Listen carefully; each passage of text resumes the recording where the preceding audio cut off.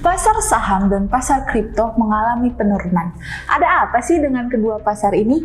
Di video kali ini, G Education akan membahas penyebab kenapa beberapa pasar yang ada di pasar keuangan mengalami penurunan. Yuk langsung aja kita cek videonya.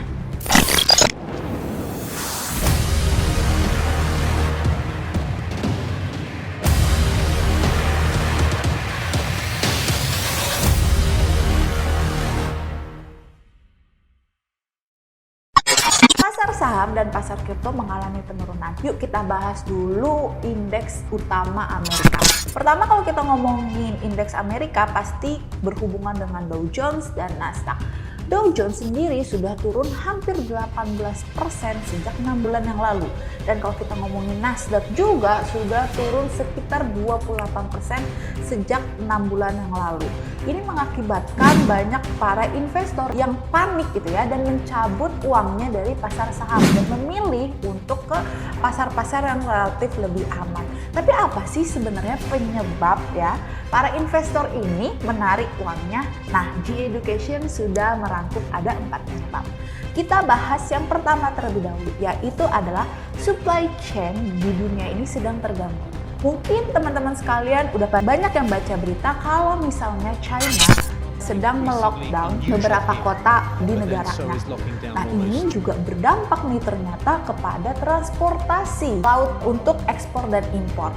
Nah, mengakibatkannya penghambatan, akhirnya nilai dari pasar komoditas, baik seperti minyak mentah, gold, gandum, dan sebagainya itu meningkat.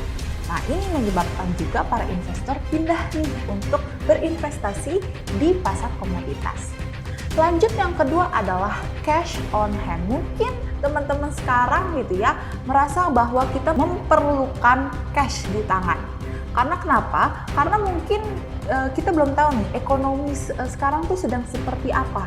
Apakah ekonomi ini akan merosot terus-menerus gitu ya?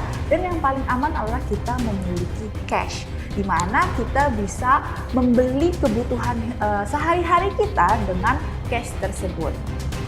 Oke, selanjutnya adalah inflasi. Mungkin teman-teman udah pada baca nih ya, kalau misalnya inflasi di Amerika itu tertinggi sejak tahun 2000. Nah, ini menyebabkan ekonomi gitu ya di beberapa negara juga ikutan terganggu oleh inflasinya Amerika. Nah, tahukah kalian kalau misalnya inflasi Amerika ya bulan ini udah mulai menurun di angka 8% yang sebelumnya pernah di level tertinggi yaitu di 8,5%. Tapi targetnya Amerika masih cukup panjang sepertinya yaitu di 2%. Nah, ini juga mengakibatkan bahwa investor atau orang-orang itu mulai panik akan yang namanya pelemahan ekonomi. Makanya itu para investor lebih menyukai memindahkan aset mereka ke aset yang lebih aman. Dan yang terakhir adalah The Fed menaikkan suku bunga. Jadi ini ada korelasinya ya dengan yang penyebab nomor 3 tadi. Kalau misalnya inflasi terjadi, maka bank sentral harus menaikkan tingkat suku bunganya. Dan terakhir di bulan ini, The Fed mengumumkan pada tanggal 5 Mei akan menaikkan suku bunganya 0,5%. Dan ini juga menyebabkan kekhawatiran para investor nih ya terhadap perekonomian global sekarang. Gimana? Apakah menurut kalian perekonomian akan pulih dalam waktu dekat? Tulis jawaban kalian di kolom komentar ya.